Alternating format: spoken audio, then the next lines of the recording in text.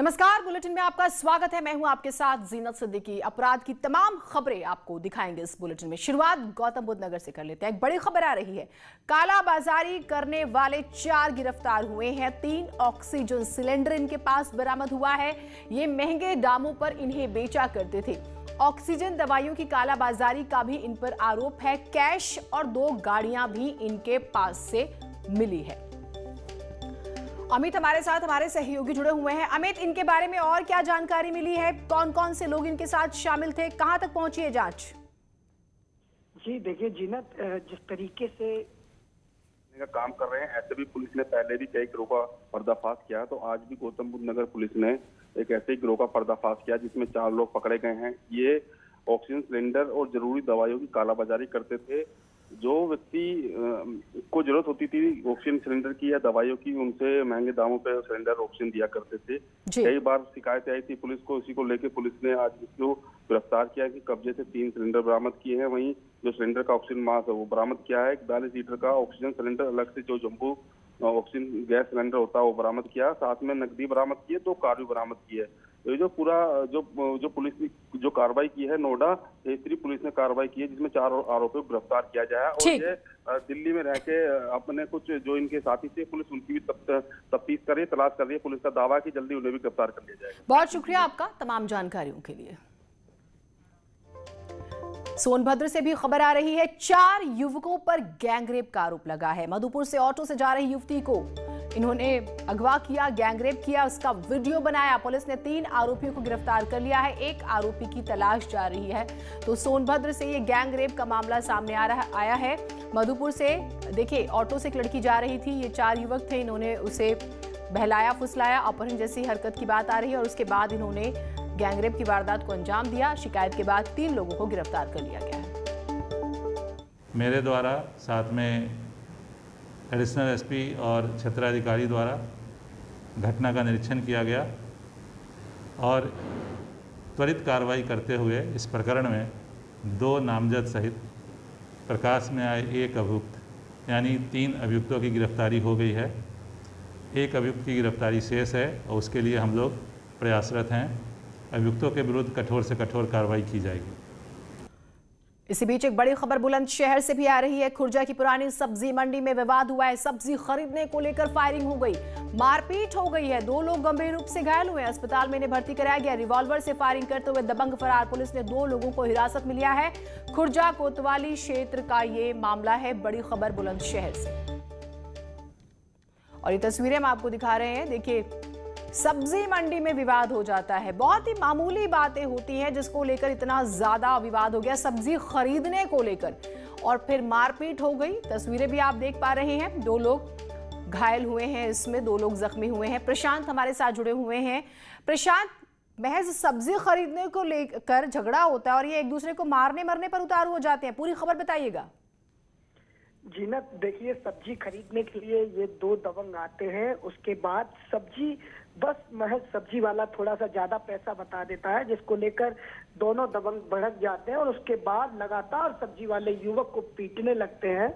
लेकिन महज बड़ी बात यह है कि जिस तरीके से भरे मार्केट में, भरे बाजार के अंदर लोग जो है इसे सब्जी वाले को पीटते रहे, लेकिन कोई भी आस पड़ोस में उसे बचा नहीं रहा है। मानवता को संसार कर देने वाली ये तस्वीर सामने आई है। दबंग एक छोटी सी मामूली सी कहासुनी को लेकर रिवॉल्वर, दबंगों को दरअसल आदत होती है मुफ्त की सब्जियों की। पैसा जो है इन्हें देना पसंद नहीं। सब्जी वाले ने पैसे मांगे और जाहिर सी बात है वही पैसे मांगे होंगे जो बाकियों को जिस रेट में सब्जी बेच रहा होगा, लेकिन मुफ्त की आदत थी, पैसा देना बुरा लग गया। सब्जी वाले को बुरी तरह से पीट दिया। किसी ने घटना का वीडियो बनाया जो अब सामने आ रहा है। बहुत शुक्रिया आपका तमाम जानकारियों के लिए। बरेली की सुभाष नगर थाना पुलिस ने चोरी की स्प्रिट से नकली शराब बनाने वाले गिरोह का भांडाफोड़ किया है। पुलिस ने 24,000 लीटर स्प्रिट से भरे ट्रक सहित 7 तस्करों को गिरफ्तार किया है। पुलिस ने इनके कब्जे से 5,000 की नकदी और लग्जरी गाड़ी भी बरामद की है। पकड़े गए तस्कर देहात क्षेत्र में स्प्रिट से नकली शराब बनाकर बेचते थे, जो सरकारी राजस्व के नुकसान के साथ साथ आम जन की जिंदगी के लिए भी हानिकारक साबित हो रही थी। थाना में एक वकील के द्वारा पुलिस को सूचना मिली कि जेल रोड के पीछे टैंकर से कुछ लोग कुछ निकाल रहे हैं। उस सूचना पर यकीन करते हुए सुभाष नगर की टीम मौके पर पहुंची तो इन्होंने पूछा कि आप क्या निकाल रहे हैं, तो पता लगा कि वो फ्रेश माल्ट स्प्रिट है और मौके से 7 लोग बरामद हुए। एक जो ड्राइवर था वो मौके से भागने में सफल रहा। गहन पूछताछ जब की गई तो पता लगा कि ये रामपुर डिस्टिलरी से सामान हैदराबाद ले जा रहा था और ड्राइवर जो था उसकी मिली भगत से ये लोग वहाँ से चोरी कर रहे थे। 7 लोगों को मौके से गिरफ्तार कर लिया गया है। थाना सुभाष नगर को सुसंगत धारा में मुकदमा पंजीकृत कर लिया गया है और इनको जेल भेजा जाएगा। हम ये जानकारी कर रहे हैं कि इस तरीके की पहले भी क्या कहीं कोई घटना हुई है या और कौन कौन से लोग इस चेन में शामिल है, इसकी भी गहन पूछताछ की जा रही है और इसके आधार पर अगली विधिक कार्रवाई हम सुनिश्चित करेंगे। हाथरस में पुलिस ने मुठभेड़ के दौरान 4 डकैतों को गिरफ्तार किया है। आरोपियों के पास से बेशकीमती अष्टधातु की मूर्तियां बरामद की गई हैं। आरोप है कि इन लोगों ने 1.5 साल पहले सिकंदराऊ के पुरदिलपुर के प्राचीन ठाकुर जी मंदिर में डकैती की थी। मंदिर के पुजारी और उनकी पत्नी को बंधक बनाकर मंदिर से 4 अष्टधातु की मूर्तियों को लेकर ये फरार हुए। पुलिस ने आरोपियों के पास से 3 मूर्तियां बरामद कर ली हैं। मुखबिर की सूचना पर एसओजी के साथ मिलकर मुठभेड़ के दौरान 4 आरोपियों को गिरफ्तार किया गया है। आरोपियों ने डकैती की बात कबूल की है। फिलहाल पुलिस अन्य आरोपियों की तलाश कर रही है। इसमें टीमों का गठन किया गया था और लगातार इस घटना के अनावरण का प्रयास किया गया और इसमें सफलता भी मिली। इसमें जो हमारी एसओजी टीम है जनपद हाथरस की तथा जो थाना सिकंदराव पुलिस की टीम है, इनके द्वारा संयुक्त रूप से कार्रवाई में मुठभेड़ के उपरांत 4 शातिर बदमाशों को गिरफ्तार किया गया। घटना का अनावरण हुआ है और इन बदमाशों के पास से मंदिर से लूटी गई 3 बहुमूल्य अष्टधातु की मूर्तियां भी बरामद की गई हैं तथा इन बदमाशों के पास से अवैध असलहे, जिंदा कारतूस तथा खोखा कारतूस भी बरामद किया गया है। इन चारों अपराधियों के विरुद्ध थाना सिकंदराव पुलिस द्वारा आवश्यक वैधानिक कार्रवाई की जा रही है। शाहजहांपुर में पुलिस ने अवैध हथियार बनाने वाले फैक्ट्री का भंडाफोड़ किया है। पुलिस ने खेत की झाड़ियों में चल रही अवैध असलहा फैक्ट्री से राइफल, तमंचे, कारतूस और हथियार बनाने वाले सामान बरामद किए। मामला कांड थाना के रावतपुर गांव का है, जहां खेतों की झाड़ियों में चल रहे इस अवैध कारोबार का पुलिस ने खुलासा किया।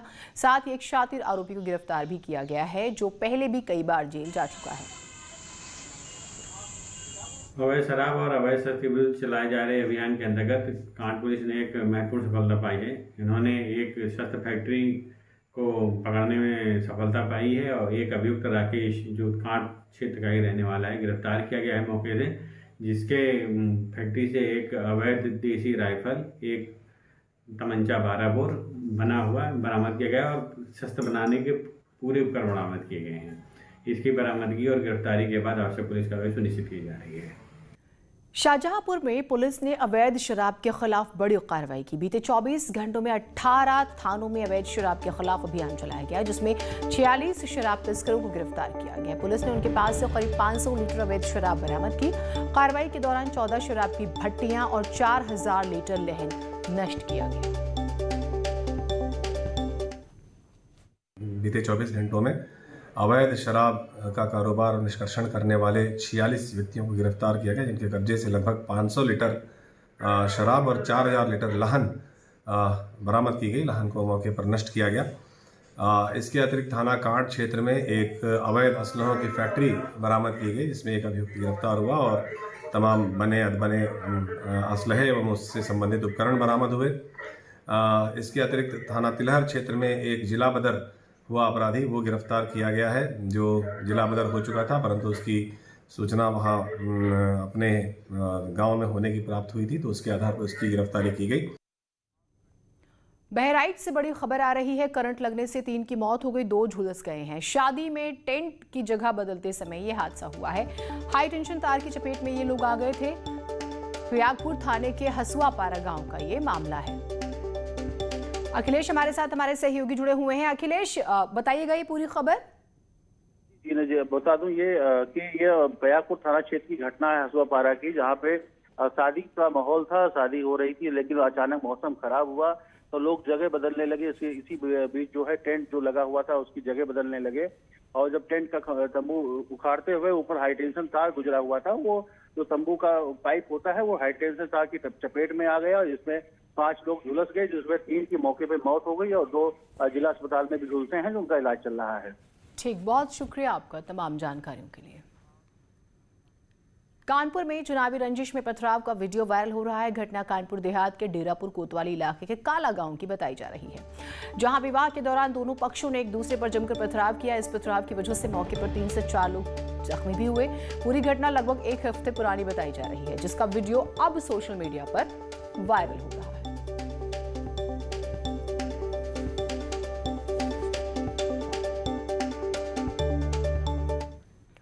देवरिया की एसओजी टीम और सदर कोतवाली पुलिस ने चोरी की 5 ट्रक समेत 5 बदमाशों को पकड़ा है। इनके पास से 4 लाख रुपए भी बरामद हुए हैं। चरस बरामद हुई है। पकड़े गए बदमाश बिहार के सीवान जिले के रहने वाले हैं। ये आरोपी ट्रकों की चोरी कर बिहार से लेकर जाते थे और ट्रकों को कटवा कर कबाड़ में बेच देते थे। इस गैंग का एक सदस्य ट्रक की रेकी करता था। उसके बाद 2 बदमाश ट्रक में बैठकर बड़ी ही चालाकी से ट्रक को लेकर रफूचक्कर होते थे। पुलिस ने सदर कोतवाली के पास इन आरोपियों को पकड़ा है, जिसके बाद इन्होंने खुलासा किया। 5 ट्रक बरामद हुए हैं, 5 अभियुक्त गिरफ्तार हुए हैं। इसमें से 1 ट्रक थाना हाटा कुशीनगर से संबंधित था, इसलिए उनको दे दिया गया। शेष 4 ट्रकों में 2 ट्रक, 1 ट्रक थाना रामपुर कारखाना से चोरी गया था, वो बरामद हुआ है। 1 कोतवाली से जो 1 पखवाड़े पहले चोरी हुआ था, वो बरामद हुआ है। 1 थाना चौरी चौरा जनपद गोरखपुर से चोरी गया था, वो ट्रक बरामद हुआ है। और 1 ट्रक जनपद सिवान बिहार से चोरी गया है, जिसके संबंध में हम लोग उसके लिंकेज ढूंढ रहे हैं। इस प्रकार से लगभग 1.25 करोड़ के आसपास की रिकवरी है। और इसके अलावा इन अभियुक्तों से 4 किलो चरस भी बरामद हुई है, जिसकी इंटरनेशनल वैल्यू करीब 4 लाख रुपए है। मुख्यमंत्री के मेरठ दौरे के दौरान वीडियो वायरल करने वाले कांग्रेस नेता पर पुलिस ने केस दर्ज किया है। मेरठ पुलिस ने सोशल मीडिया पर भ्रामक तथ्य फैलाने और आईटी एक्ट के तहत कांग्रेस नेता ओमवीर यादव पर मुकदमा दर्ज किया है। दरअसल मेरठ दौरे पर आए सीएम ने बिजौली गांव का दौरा किया था, जहां उन्होंने कंटेनमेंट जोन के बाहर खड़े होकर कोरोना संक्रमित शख्स के परिजनों से सरकार की व्यवस्थाओं के बारे में पूछा था। लेकिन इस वीडियो को कांग्रेस नेता ने गलत तथ्यों के साथ सोशल मीडिया पर वायरल किया और इसके बाद पुलिस ने यह कार्रवाई की है। माननीय मुख्यमंत्री जी के द्वारा ग्राम बिजौली जनपद मेरठ में भ्रमण के दौरान कोविड संक्रमित परिवार के सदस्य से कंटेनमेंट जोन के बाहर मुलाकात की गई एवं उनकी कुशलता पूछी गई। उसी समय का एक वीडियो ट्वीट करके भ्रामक सूचना फैलाई जा रही है। यह सूचना पूर्ण रूप से निराधार है। संपूर्ण वीडियो उपलब्ध है एवं उस वीडियो में स्वतः स्पष्ट है कि इस तरह की कोई बात नहीं है। इस भ्रामक सूचना फैलाने के लिए सुसंगत धाराओं में मुकदमा पंजीकृत किया गया है। कठोरतम वैधानिक कार्रवाई की जा रही है। एक बड़ी खबर बुलंदशहर से आ रही है। सिक्योरिटी गार्ड की हत्या हुई है। लूट का विरोध करने पर, माफ कीजिएगा, गार्ड की हत्या की गई। धारदार हथियार से मौत के घाट उतार दिया गया। इलेक्ट्रिक पार्ट्स फैक्ट्री के गार्ड, ये फैक्ट्री जो है इलेक्ट्रिक पार्ट्स की थी। यहाँ पर लूट के लिए कुछ लोग आते हैं, लेकिन वो बचाने की कोशिश करता है और उसकी हत्या कर दी जाती है। सीसीटीवी का डीवीआर भी लेकर भाग गए लुटेरे। शव को पोस्टमार्टम के लिए भेजा गया है। मामन चौकी इलाके का ये मामला है।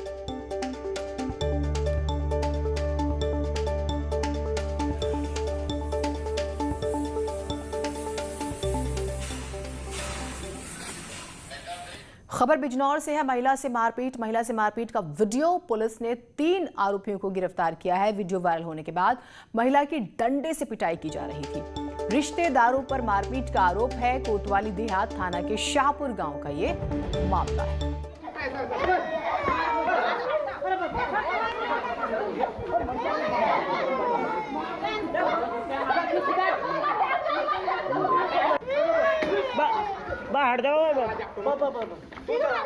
कोतवाली देहात थाना के शाहपुर सैदू गांव में एक महिला के मारपीट का वीडियो वायरल हुआ था। उस महिला को मारने वाले उसी के परिवार के सगे जेठ एवं सुखबीर एवं उसके 2 पुत्र थे। आरोप था कि उस महिला ने उनके ट्रैक्टर की अगली लाइट को तोड़ दिया था, क्षतिग्रस्त कर दिया था। मामूली आरोप में उन्होंने डंडों से पीटा।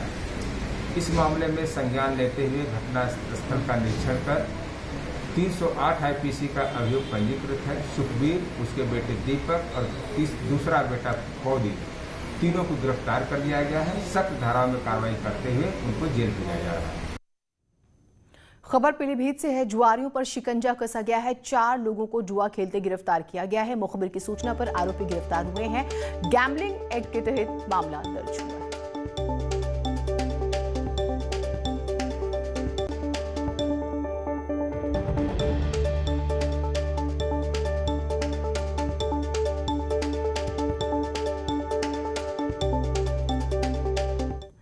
खबर मेरठ से है। युवक की हत्या हुई है। यहां पर पत्नी से अवैध संबंध के शक पर युवक की हत्या की गई है। पहले पीटकर अधमरा किया, फिर गोली मार दी। महिला का आरोपी पति फरार है। पहले भी हत्या की कोशिश का आरोप है इस पर।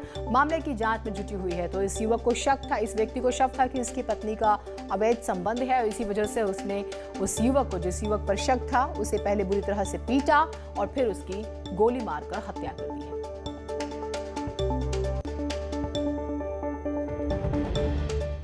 साल पहले ये बिल्कुल नेक्स्ट डोर ये जो है दोनों एक दूसरे के बगल के मकानों में रहते थे। संभवतः अनैतिक संबंधों, अवैध संबंधों के शक को लेकर इनके बीच में विवाद हुआ और फिर उसके बाद में ये मृतक कहीं और जाकर के फतेहुल्लापुर क्षेत्र में रहने लगा था। आज ये यहाँ पर आया और इसका भाई भी इसके साथ था। किसी बात को लेकर पुनः दोनों पक्षों के बीच में विवाद हुआ है और बताया जाता है कि उसी के दौरान सरताज और उसके साले कादिर ने इस मृतक मुस्तफा को गोली मार दी, जिसके बाद में उसको अस्पताल ले जाया गया, परंतु उसकी मृत्यु हो गई। पीलीभीत के जहानाबाद कोतवाली इलाके में नदी में शव मिलने से हड़कंप मच गया है। मामला कुकड़ी खेड़ा गांव का है, जहां गांव के पास में बहने वाली अप्सरा नदी में एक युवक का शव तैरता हुआ देखा गया। घटनास्थल पर पुलिस ने ग्रामीणों की मदद से शव को बाहर निकलवाया। शव की शिनाख्त बूढ़ा गांव के रहने वाले संजीव कुमार के रूप में होती है, जो एक दिन पहले ही लापता हुआ था। जानकारी के मुताबिक मृतक संजीव कुमार जनपद बरेली में पुलिस विभाग में फॉलोअर के रूप में काम कर रहा था।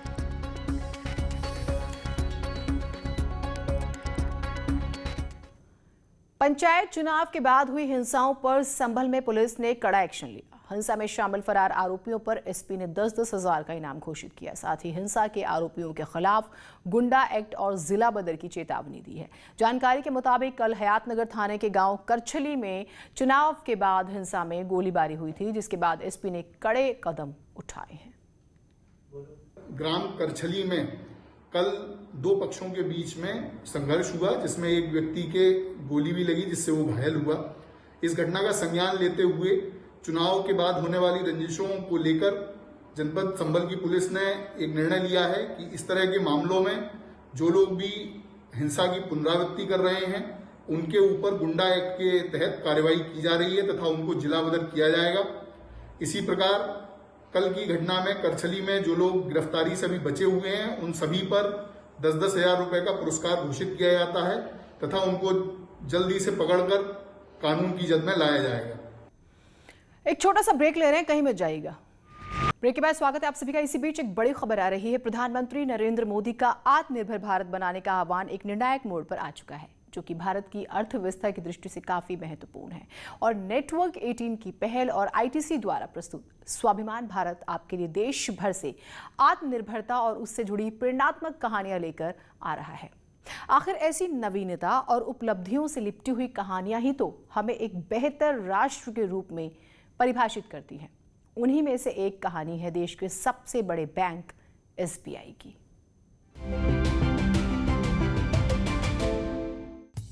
इसकी शुरुआत जून 1806 में कलकत्ता बैंक के रूप में हुई थी। 1921 में सभी 3 बैंक को जोड़कर इंपीरियल बैंक ऑफ इंडिया बनाया गया, जिसने 1935 में आरबीआई के संस्थापन तक भारत के केंद्रीय बैंक के रूप में कार्य किया और आखिर में भारत की स्वतंत्रता के बाद 1955 में इंपीरियल बैंक ऑफ इंडिया भारतीय स्टेट बैंक बन गया।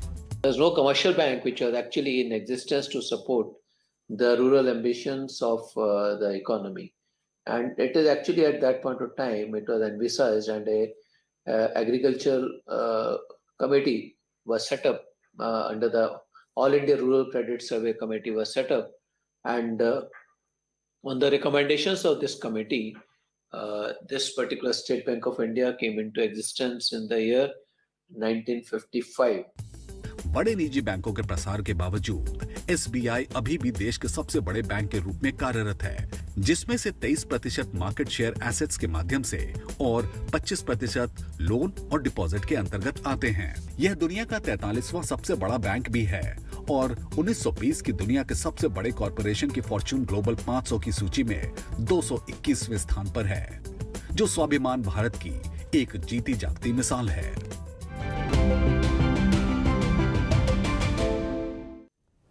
तो भारत से ऐसी ही सफलता की कहानियां देखने के लिए बने रहे नेटवर्क 18 की खास पहल ITC प्रेजेंस स्वाभिमान भारत के साथ।